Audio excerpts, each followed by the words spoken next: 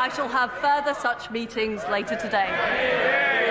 Justin Matters. Thank you, Mr. Speaker. When the penny dropped for the Prime Minister on Monday and she realised that her budget was responsible for crashing the economy, she should have come to this House to explain herself and to apologise to the millions of people who will now be paying hundreds of pounds extra a month on their mortgages because of her mistakes.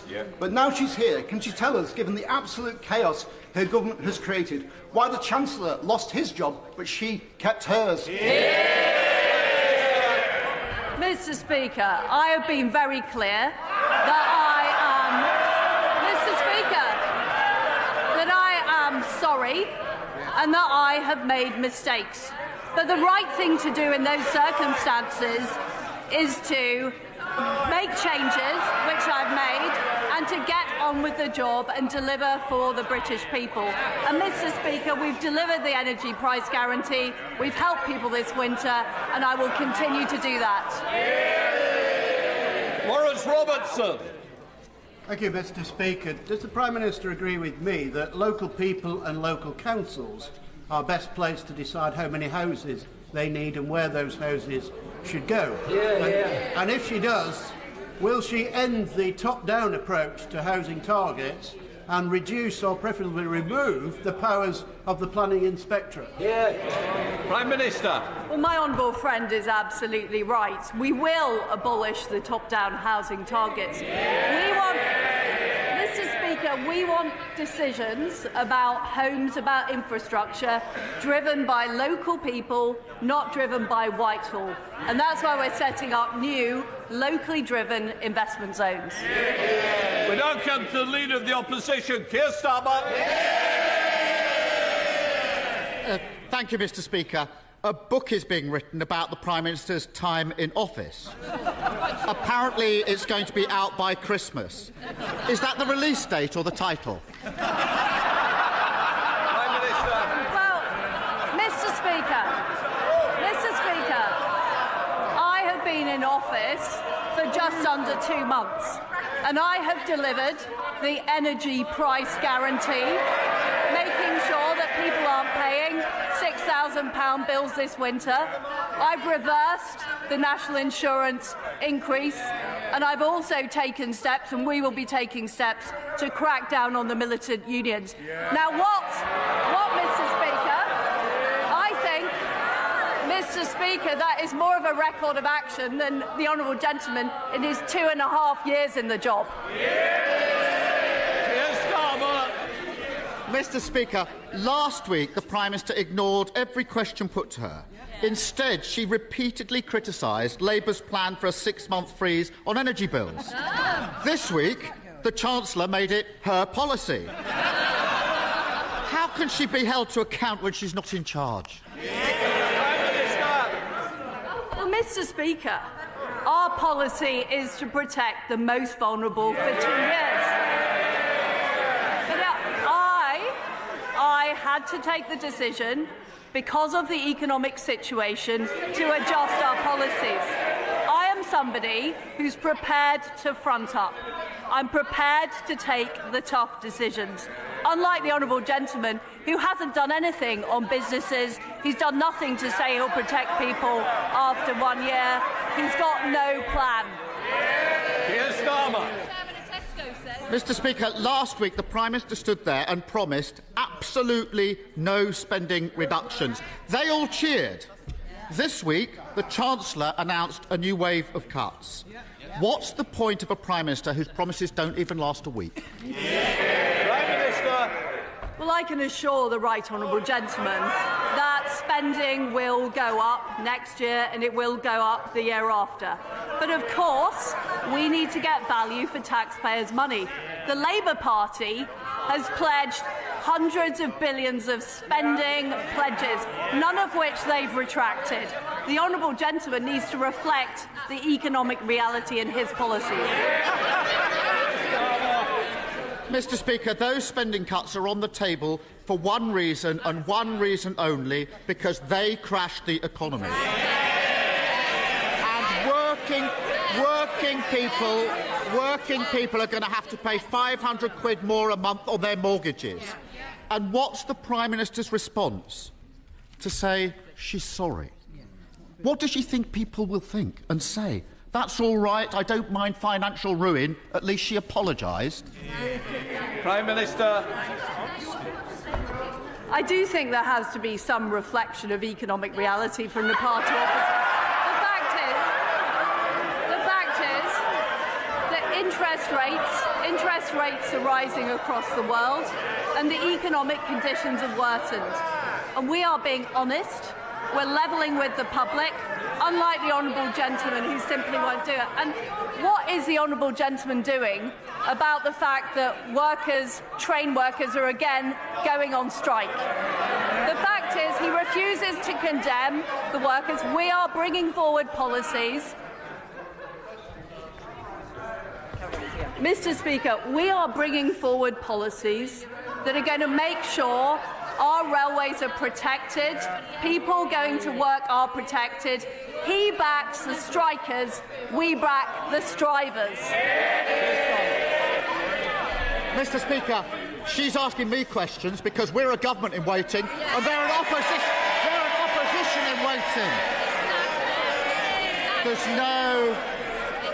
There's no getting away from this. Millions of people are facing horrendous mortgage repayments, and she's admitted it's her fault. She shouldn't have conducted an economic experiment on the British public. But it's not just her. They put her there. They're keeping her there. Why on earth would anyone trust the Tories with the economy ever again? I notice, Mr. Speaker, he's not actually objecting to a single economic policy that the Chancellor announced on Monday. He's refusing to condemn the strikers. We're on the side of working people. We're going to legislate to make sure we keep our railways open. The honourable gentleman refuses to do anything. Keir Starmer. Mr. Speaker, the only mandate she's ever had is from members opposite. It was a mandate built on fantasy economics and it ended in disaster. The country's got nothing to show for it except the destruction of the economy and the implosion of the Tory party. I've got the list here. 45p tax cut, gone. Corporation tax cut, gone. 20p tax cut, gone. 2-year energy freeze, gone. Tax-free shopping, gone. Economic credibility, gone. And her supposed best friend, the former Chancellor, he's gone as well. They're all gone. So why is she still here?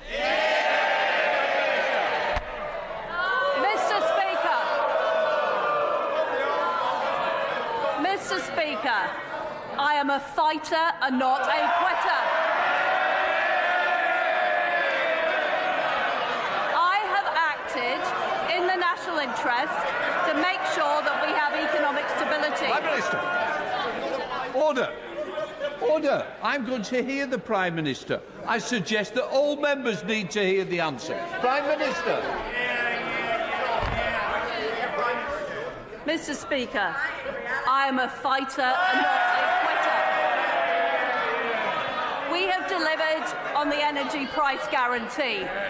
We've delivered on the energy price guarantee. We've delivered on national insurance. We are going to deliver to stop the militant trade unions disrupting our railways. The honourable gentleman has no idea, he has no plan, and he has no alternative. James Grundy.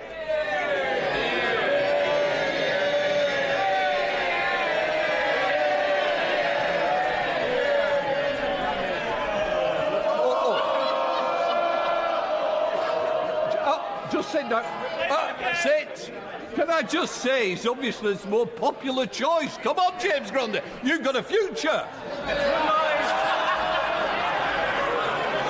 my right honourable friend congratulate Lee Centurion's rugby league team on their recent promotion to Super League, bringing millions to the local economy, and furthermore, would she also guarantee there are excellent women's Euros team, including Ella Toon from my constituency, Tilsley, will receive the number 10 reception that they so deserve? Prime Minister. Well, I join my honourable friend in congratulating the Lee Centurions on their return to the Super League. I had the huge privilege of meeting the Lionesses last week, a fantastic team who won a major tournament for us. We will host the Downing Street reception as soon as their training programme makes them available. I look forward to Rugby League Invite as well. Let's now come to the leader of the SNP, Ian Black. Thank you, Mr. Speaker. After 10 U-turns in 2 weeks, we're left with a Prime Minister in office, but not in power, and families are paying through the teeth for her mistakes. Her latest broken promise has put pensioners in the front line of Tory cuts. So, can the Prime Minister perhaps turn to her Chancellor right now, get permission to make another U-turn, and commit to raising the state pension at the rate of inflation? Prime Minister. I honestly don't know what the honourable gentleman is talking about, because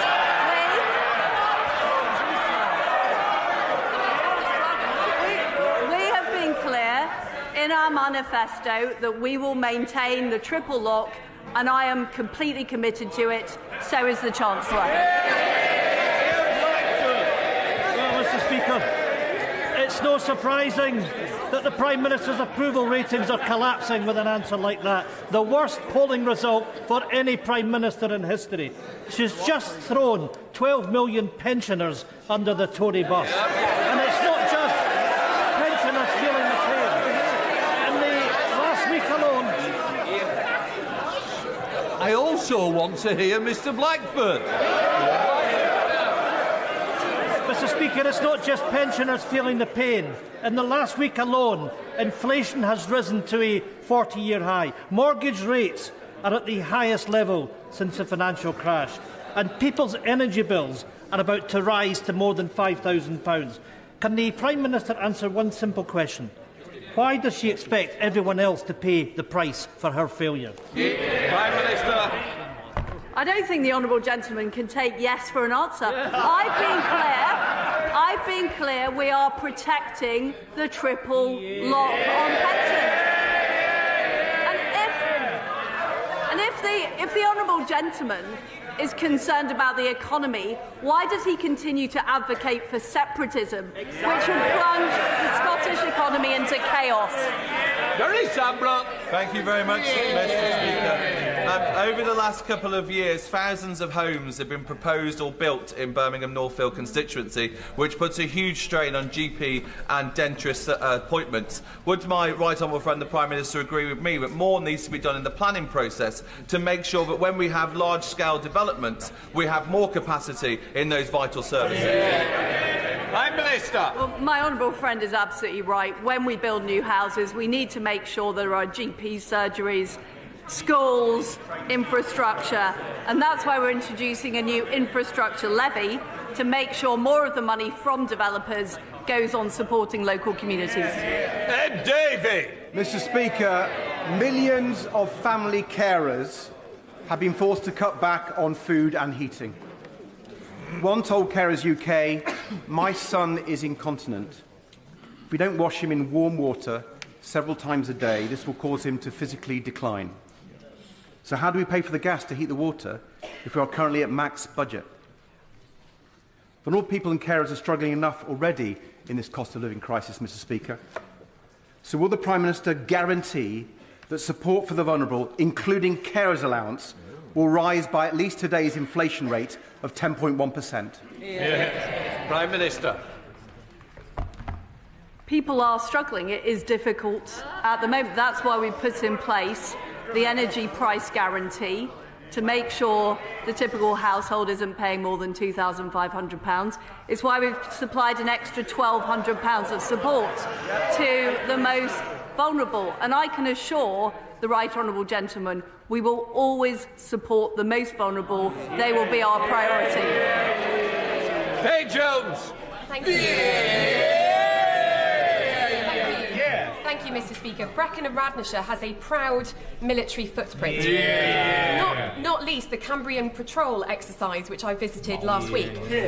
It is considered the Olympic gold medal in infantry training. attracting teams from across the world to compete in a 60-kilometre march over 2 days in the Brecon Beacons.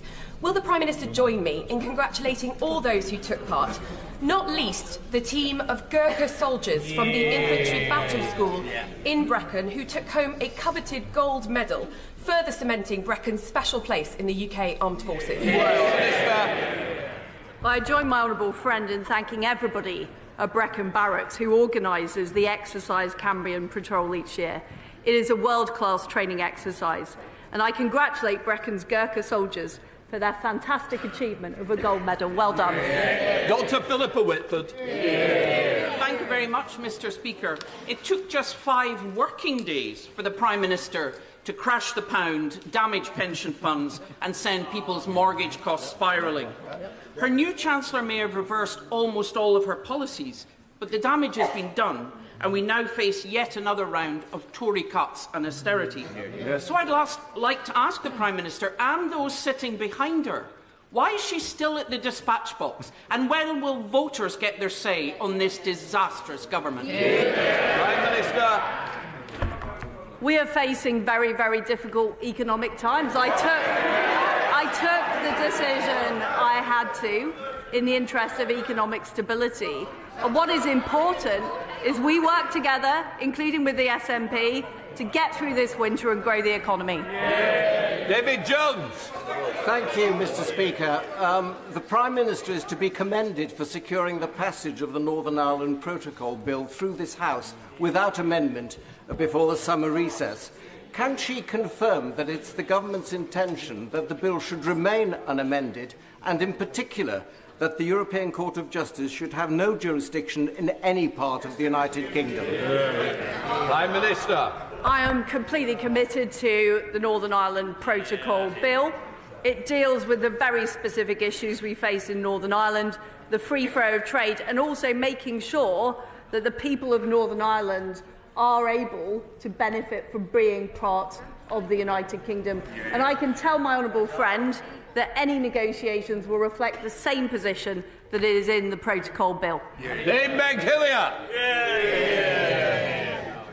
Mr. Speaker, we understand that this afternoon's vote on fracking is deemed a confidence vote in the Prime Minister. Can she give us any reason why her own backbenchers or anyone in this country can have confidence in her after her policies have caused chaos in the markets and wrecked the economy? Prime Minister. Mr. Speaker, we do face very difficult economic times.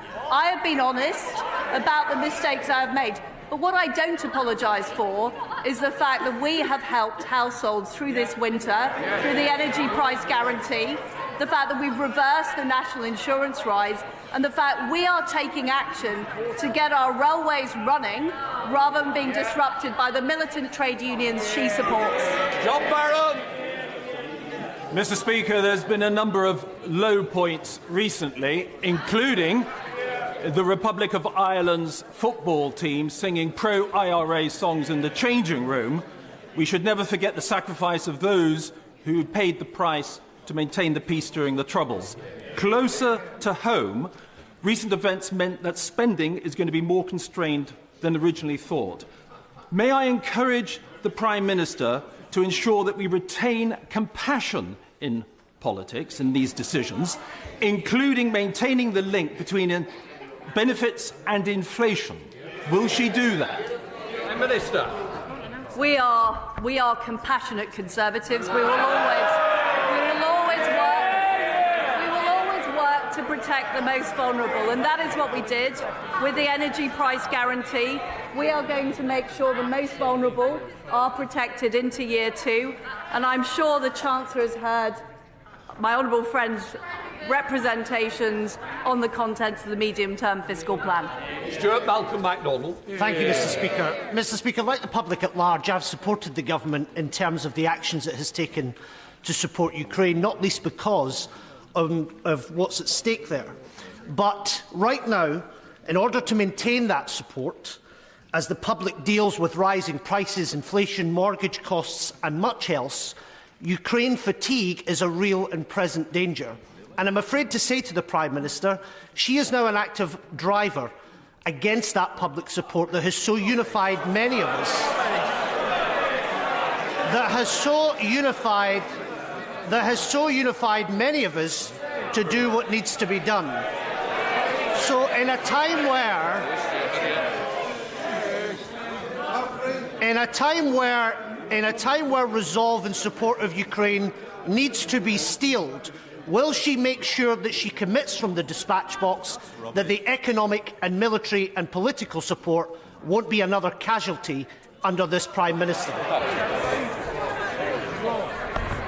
It was one of my first acts in office to make sure the military support we give to Ukraine is equal to the military support we gave this year. We must make sure Ukraine win. They can win, they will win, and they must win. Mr. Speaker, I would like to thank the Prime Minister for sticking by her words and giving communities in Fylde the final say on fracking. But as always, the devil is in the detail. Can the Prime Minister assure me that local consent will be measured independently and transparently, and under no circumstances will fracking companies be directly engaged in assessing local consent? And if people in Fylde say no, that view and that decision will be respected and acted upon by this government? Well, I very strongly agree with my honourable friend. I know this is something he cares deeply about. I can assure him that we will consult on the robust system of local consent, give clear advice on seismic limits and safety before any fracking takes place. And the consultation will consider all of the relevant people, the regional mayors, the local authorities and parishes, as well as the concerns of those directly affected. And my right honourable friend, the Business Secretary, will be saying more about this later today. Kate Osborne. Thank you, Mr. Speaker. Privatisation does not work. It doesn't work for our NHS. We have another Amber Alert in the NHS Blood Service, a service that this week's Chancellor sold when he was Health Secretary. And it doesn't work for our postal service, with Royal Mail Group taking £758 million in profit last year, yet our universal service obligation is at risk. Workers' pay conditions and 10,000 jobs are at threat. Will the Prime Minister continue to let obscene amounts of profit be made while services are cut and stamp prices rise, or will she launch an inquiry into the gross mismanagement of Royal Mail? Prime Minister. What we need is an efficient postal service that delivers for people across this country, and that's what I'm focused on, not making ideological points. Duncan Baker. Thank you, Mr. Speaker. Thank you, Mr. Speaker. When I was in business, it was a real privilege to employ very many talented, bright young people. I always found that when you believed in somebody, when you gave them the opportunity, they went on to thrive in their career. That's why tomorrow, in North Norfolk, I'll be launching my new scheme, the 100 Apprenticeship Challenge, to drive 100 new apprenticeships all over a rural constituency. Would the Prime Minister please thank not just my DWP office and Julia Nix, who's been fantastic, the district councils, the county councils and an awful lot of stakeholders who worked for over 6 months to deliver this fantastic scheme to drive growth and jobs for young people across my constituency. Well, I do want to thank Julia and her team for the fantastic job they're doing, and also you as the local member of... Sorry, my right honourable friend as the local member of Parliament.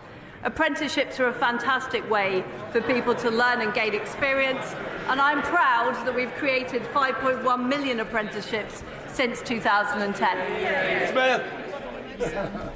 Mr. Speaker, the Prime Minister's Chief of Staff is in hot water after lobbying on behalf of a Libyan warlord and Big Tobacco. It turns out he's also lobbied for PPE giants Sante Global. Is it wise to have a lobbyist at the centre of Downing Street? Prime Minister. Mr. Speaker, all appointments in Downing Street are properly checked through the propriety and ethics process, and that is the way that we do it in a completely impartial way. Andrew Mitchell. Thank you, Mr. Speaker. When my right honourable friend was Foreign Secretary, I know that she was acutely aware of the importance of British soft power acting in our national interest. Will she confirm today the promise we both made in 2010 when this government first came into office, that she will not balance the books on the backs of the poorest people in the world? Minister. Well, can I pay tribute to my right honourable friend for the fantastic work he did as International Development Secretary, and I am proud that we have rebalanced our international development budget to focus more on humanitarian aid and more on women and girls, and no doubt more details will be set out in due course. Sarah Owen. Thank you, Mr. Speaker. The last Tory Prime Minister was forced out after a series of dodgy dealings and failing to take responsibility for any of it. So what's this Prime Minister getting the boot for? Her plan that crashed the economy, forcing fracking on communities who don't want it? Or will she do the decent thing and go and call a general election? I have taken responsibility and I have made the right decision in the interests of the country's economic stability. Steve Bryan. Thank you, Mr. Speaker. Every single member in this House will have constituents waiting for treatment within the COVID backlog. The Health Secretary's priorities are absolutely right, including her B for tackling the backlogs. Can the Prime Minister reassure me that the government is committed to the series of elective hubs that we've promised, including at the Royal Hampshire County Hospital in my Winchester constituency? Prime Minister. Well, my right honourable friend, the Health Secretary, has set out her plans to deliver on dealing with the COVID backlog, and she will continue to work on that and make sure we deal with what was a massive pandemic, creating a backlog. We will deal with it. Bernie Gardner. Since the mini-budget, thousands of my constituents have been in mental anguish and despair. I recognise that the Honourable Lady has faced a week of mental anguish and despair herself. She has had people angry with her, she's had people who have mocked her. But having had that experience, what will she now do to improve the healthcare, the mental health care for people in this country, so that the anguish that they face in the coming months is properly responded to and dealt with? My right honourable friend, the Health Secretary, has set out a very clear plan of how we're going to deal with the backlog created by COVID, how we're going to make sure people get timely GP appointments, and how we're going to improve on the services in our hospitals, including mental health services. Waitley. Thank you, Mr. Speaker. The government is facing tough choices, but people living with dementia face unlimited care costs, and that is not a choice. Can my right honourable friend assure me that she is committed to social care reform to end that worry and relieve pressure on the NHS? Prime Minister. Yes, we are committed to social care reform. We do need to deal with those issues. Creasy. Thank you, Mr. Speaker. It's always better to see a Prime Minister at her desk rather than underneath it. And now that